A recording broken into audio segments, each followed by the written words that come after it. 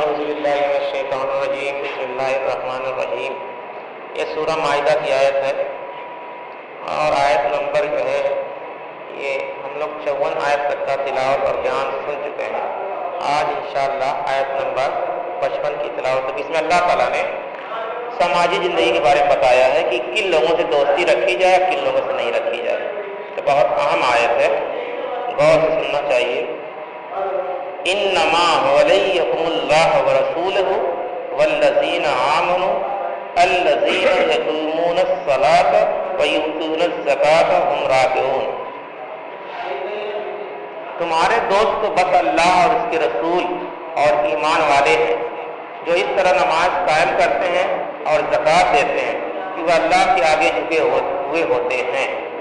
یعنی اللہ تعالیٰ نے صاف صاف کھل کر بتا دیا ہے جو تمہارے دوست ہو سکتے ہیں اللہ اور اس کا رسول اور ایمان والے. اب ایمان والے کون لوگ ہوں گے اس کے بارے میں تفصیل آتی ہے کہ یہ جو خوبی اور فضائل اللہ تعالیٰ کا انعام ہے ان کن لوگوں میں ہوگا. تو اس کے بارے میں تو اللہ تعالیٰ فرماتے ہیں کہ جب یہود اور نصارہ اور کفار کی دوستی سے منع کر دیا گیا تو اب یہ بتایا جا رہا ہے کہ پھر مسلمان محبت اور دوستی کا تعلق کن لوگوں سے کریں. تو فرمایا کہ مسلمانوں کے عزیز دوست خیرخواہ اور مددگار اللہ تعالیٰ پہلا نمبر پہ اللہ تعالیٰ اور اس کے رسول ہیں. ان کی دوستی اور تعلق کے سوا تعلق اور محبت فانی مفاد پر قائم ہے. پھر مسلمانوں کے دوست وہ سچے اور مخلص مسلمان ہیں جن میں 3 خوبیاں پائی جاتی ہیں. پہلی نمبر یہ ہے کہ وہ نماز پابندی اور اہتمام کے ساتھ ادا کرتے ہیں. یعنی اگر کوئی مخلص دوست ہے تو اس میں کوالٹی ہم کو ڈھونڈنی چاہیے کہ وہ نماز پابندی اور اہتمام کے ساتھ ادا کرتے ہوں. دوسری خوبی پانی کوالٹی ہے کہ وہ اپنے مال میں سے زکوٰۃ ادا کرتے ہوں. تیسرے نمبر پہ ہے کہ وہ خشوع اور تواضع اور نیاز کرنے والے ہوں, اپنے نیک اعمال پر ناز اور تکبر نہیں کرتے ہیں. یعنی یہ 3 کوالٹی اگر انسان کے اندر پائی جاتی ہے تو اس سے دوستی کی جا سکتی ہے, وہ دوستی کے لائق ہے. راکعون سے نماز کا رکوع نہیں مراد ہے بلکہ تواضع اور دل کی خشوع مراد ہے. یعنی وہ مسلمان ہیں جن کے عقائد اعمال اور اخلاق سب درست ہوں, یعنی سب کچھ عقیدے کی بنیاد پر وہ مسلمان ایک دم صحیح ہو, ایک اللہ کا ماننے والا ہو اور جو بھی اللہ اس کے رسول حکم دے بغیر چون چرا اس کو مان لے. تو وہ ایسے لوگوں سے ہم دوستی کر سکتے ہیں اور اللہ اس کے رسول اس کو پسند کرتے ہیں کہ یہی دوستی کے لائق ہیں.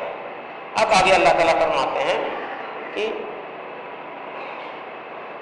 وَمَن يَتَوَلَّهُ وَرَسُولَهُ وَالَّذِينَ آمَنُوا فَإِنَّ حِزْبَ اللَّهِ هُمُ الْغَالِبُونَ.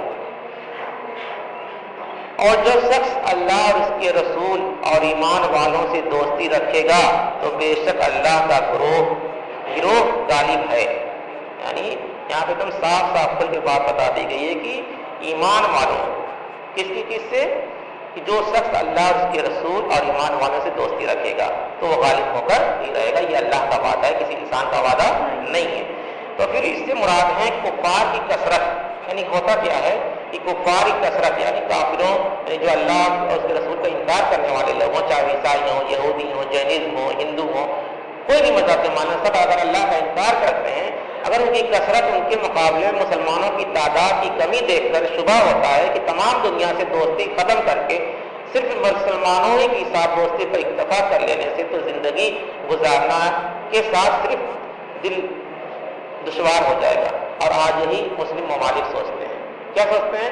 اگر ہم امریکہ سے دوستی توڑ لیں گے, اسرائیل سے دوستی توڑ لیں گے تو ہماری زندگی دشوار ہو جائے گی, ہم صحیح زندگی میں موٹے گدے پر نہیں سو پائیں گے, اے سی میں نہیں سو پائیں گے. یہی ہے نا لگژری زندگی کے لیے دوستی کی ہوئے. تو اللہ تعالیٰ نے یہی بات یہاں پہ فرما دی ہے کہ نہیں, ایسا نہیں ہے کہ تم اکثریت دیکھ کر ان سے ساتھ دوستی کرو, بلکہ دوستی ان سے کرنا ہے جو اللہ اس کے رسول پر ایمان لاتے ہوں اور صحیح راستے پہ چلنے والے لوگ ہوں. تو زندگی گزارنا دشوار ہو جائے, اس لیے یہاں اول تو یہ سمجھ لینا چاہیے کہ جس چیز سے منع کیا گیا ہے وہ غیر مسلموں کے ساتھ صرف دلی اور گہری دوستی اور بے تکلف اور میل جول اور رازدارانہ تعلق ہے. یعنی پیچھے آیت گزر چکی ہے کہ تم کس کو دوست اپنا بناؤ. ایسا نہیں کہ ہم کو غیر مسلموں سے, چاہے جو اسلام کو ماننے والے نہیں, ان سے ہم کو دوستی نہیں. یعنی ان کو اپنا رازدار نہیں بنانا ہے، ان کو گہرا دوست نہیں بنانا ہے. یہ اللہ تعالیٰ چاہتے ہیں کیونکہ وہ تمہارے کبھی ہو نہیں سکتے. اور ایسا واقعہ کئی بار ہم لوگوں نے اپنی زندگی میں دیکھا بھی ہے. زندگی کے عام شہری تعلقات، لین دین، حسن سلوک، رواداری برتنا ان کے ساتھ منع نہیں ہے، یعنی ان کے ساتھ ہم میل جول رکھیں گے، ایسا نہیں ہے. اگر ایسا نہیں کریں گے تو ہم اپنے دین کی بات ان تک پہنچانا کیسے پہنچا پائیں گے؟ بس ان کو اپنا رازدار نہیں بنانا ہے اور بالکل کسی طرح سے تعلق نہ رکھا جائے تو پھر ان کو تبلیغ اور دعوت ہی کس طرح کی جائے گی. اب ان تعلیمات کی رعایت کے بعد اللہ کا وعدہ ہے کہ حزب اللہ یعنی اللہ کا گروہ، یعنی اللہ کی پارٹی، وہی انجام کار غالب اور فتیاب ہوگا. اور اللہ کا گروہ وہی ہے جس کا تعلق محبت اور اخلاص اور صرف اللہ اور اس کے رسول اور مسلمانوں سے ہو.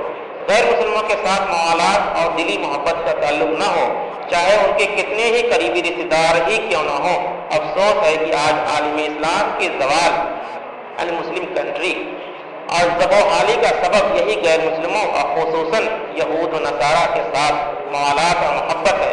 کاش ہے کہ مسلم سربراہان ممالک اور قوم کے لیڈروں کی سمجھ میں قرآن کی حکیمانہ تعلیم آ جائے اور اس پر عمل کریں تو کایا پلٹ جائے. یعنی اللہ تعالیٰ نے سب کچھ بتا دیا گیا ہے مگر ہم مسلمانوں کے حکمرانوں کی آنکھیں نہیں کھلتی، یہ قرآن کو نہیں پڑھتے اور اس کے ساتھ ساتھ عوام کی بھی آنکھیں نہیں کھلتی، کیونکہ وہ لفظ بلفظ صرف قرآن کو رٹا مار کے پڑھتے ہیں اور ہمارا ایک سسٹم بنا ہوا ہے جس سے ہم قرآن کو نہیں سمجھ پاتے کہ اللہ نے قرآن میں کیا کہا ہے. تو اس کوشش کرنا چاہیے کہ یہ قرآن یہ رمضان اللہ کا مہینہ ہے، اس میں قرآن کو کیا کرنا چاہیے، سمجھ کے پڑھنا چاہیے. زندگی کوئی بھی ایسے معاملات نہیں جو اللہ تعالیٰ نے قرآن میں نہیں بیان کیا ہے. آپ جو کچھ بھی ڈھونڈیں گے سب کچھ مل جائے گا. تو یہاں پہ صاف صاف بات بتا دی گئی کہ اللہ اس کے رسول سے محبت کی جائے اور ایمان والوں سے محبت کی جائے. اور بے شک ایمان والے ہی غالب ہوں گے، بھلے سے کچھ دیر لگے، اس میں کوئی بات نہیں ہے. پھر آگے اللہ تعالیٰ فرماتے ہیں یا ایھا الذین آمنوا لا تتخذوا الذین اتخذوا دینکم ہزوا ولعبا من الذین اوتوا الکتاب من قبلکم والکفار اولیاء واتقوا اللہ ان کنتم مؤمنین. اے ایمان والوں، اب دیکھیے خاص طور سے ایمان والوں کی اللہ تعالیٰ نے پھر خطاب کیا ہے کہ اے ایمان والوں، جن لوگوں کو تم سے پہلے کتاب مل چکی ہے جو ایسے ہے کہ انہوں نے تمہارے دین کا مذاق اور کھیل بنا رکھا ہے، یعنی یہود اور نصارہ، ان کو تورات اور انجیل مل چکی ہے اور یہ ہمارے دین اسلام کو کھیل اور مذاق بنا رکھا ہے. اور ان کو اور دوسرے کافروں کو دوست نہ بناؤ اور اللہ سے ڈرو اگر تم ایمان والے ہو. یعنی پھر ایک بات تاکید فرمائی جا رہی ہے کہ اہل کتاب یہود نصارہ اور دوسرے کفار مشرکین جو تمہارے دین حق کے ساتھ ہنسی مذاق اور دل لگی کرنے کا اپنا تیرہ بنائے ہوئے ہیں، ان کے ساتھ تمہارے دوستانہ تعلقات قطعاً کوئی گنجائش نہیں ہے. لہٰذا اللہ سے ڈرو، فوراً اس کے حکم کی تعمیل میں اور دین کے دشمنوں کی دوستی سے باز آ جاؤ. یعنی اللہ تعالیٰ نے تم صاف طور پر یہ بات بیان کر دی ہے، واضح طور پہ کھلا طور پر بتا دے کہ اسے ہم کو دلی دوستی نہیں رکھنا ہے. وَإِذَا نَادَيْتُمْ إِلَى الصَّلَاةِ اتَّخَذُوهَا هُزُوًا وَلَعِبًا ذَلِكَ بِأَنَّهُمْ قَوْمٌ لَا يَعْقِلُونَ. اور جب تم نماز کے لیے اعلان کرتے ہو یعنی اذان دیتے ہو تو وہ لوگ اس کو ہنسی کھیل بنا لیتے ہیں، اور اس وجہ سے کہ وہ ایسے لوگ ہیں کہ بالکل عقل کے الگ عقل نہیں رکھتے. یعنی اللہ تعالیٰ جو اعلان ہوتا ہے نماز کے لیے جو اعلان ہوتا ہے، اب دیکھیے یہ عبادت بھی ہے. اذان کیا ہے؟ عبادت کا پہلا جز ہے. ایسا نہیں ہے کہ اس لوگ کبھی کہتے ہیں اذان نہ ہو، اگر یہ نہ ہو تو کیا ہو جائے گا، نماز نہیں ہوگی، مگر یہ جز ہے، قرآن میں اس کا حکم ہے. اور اسی اعلان اور پکار کا نام اسلام میں اذان ہے. یہ صرف دین اسلام کی خصوصیت ہے کہ اس میں عبادت کے واسطے دعوت دین کا ایسا طریقہ بتایا جو عبادت کا ذریعہ ہی نہیں بلکہ خود بھی عبادت ہے. دوسرے مذہبوں میں یہ پاکیزگی کہاں ہے؟ اول تو ان میں سے 5 وقت کی عبادت ہی نہیں ہے، اور کبھی ان کو عبادت کے بلانے کی ضرورت بھی ہوتی ہے تو گھنٹہ یا گھنٹی کی ٹھناٹھن اور ٹنٹا اور باجا گانا اور اس مقصد کے لیے استعمال ہوتا ہے. اور اذان میں اللہ کی بڑائی جو اذان دی جاتی ہے اس میں کیا ہوتی ہے؟ اللہ کی بڑائی اور محمد رسول اللہ صلی اللہ علیہ وسلم کی رسالت کے اقرار و اعلان کے ساتھ لوگوں کو نماز کے لیے بلایا جاتا ہے. ظاہر ہے اس سے زیادہ پاکیزہ اور سچا اعلان اور کیا ہو سکتا ہے؟ اب اس پاکیزہ اور صدا یعنی آواز اور سچے برحق اعلان اور سنجیدہ پیغام کا جو لوگ مذاق اڑائے ہیں، اس کا ہنسی کھیل بنائے، کیا یہ ان کی بے عقلی اور حماقت کی دلیل نہیں ہے؟ یہ حرکت تو بس ایسا ہی اور کر سکتا ہے جس کا دماغ عقل سے تمام تر خالی ہو. یعنی جو لوگ مذاق اڑاتے ہیں اللہ کے دین کا اور اذان کا، لوگ کیا اللہ کرتے ہیں؟ دماغ سے خالی ہے.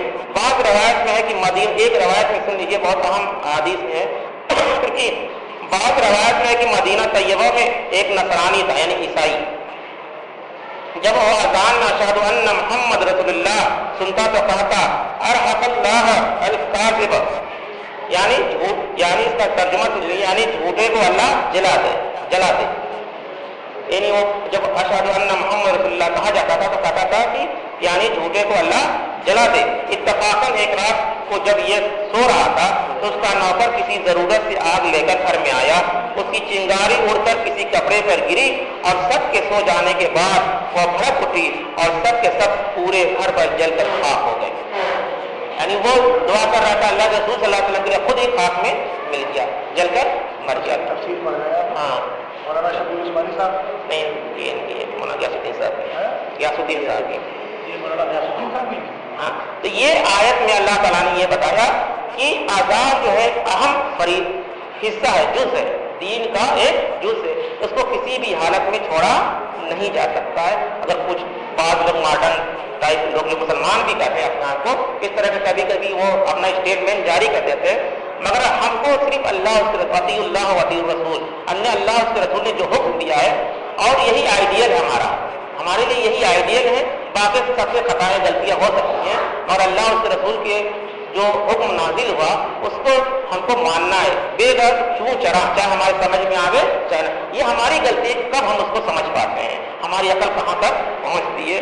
تو اللہ تعالیٰ سے دعا ہے کہ ہم لوگ کو اس آیت پر عمل کرنے اور جو اس میں آیت بتائی گئی کس طرح سے سماجی زندگی گزارنا ہے، کس لوگوں سے دوستی رکھنا ہے، اس پر عمل کرنے کی طاقت عطا فرمائے. آمین. سبحان اللہ وبحمدہ، سبحانک اللہم وبحمدک، ونشہد ان لا الہ الا اللہ ونستغفرک ونتوب الیک. سبحان ربک رب العزۃ عما یصفون وسلام علی المرسلین والحمد للہ رب العالمین.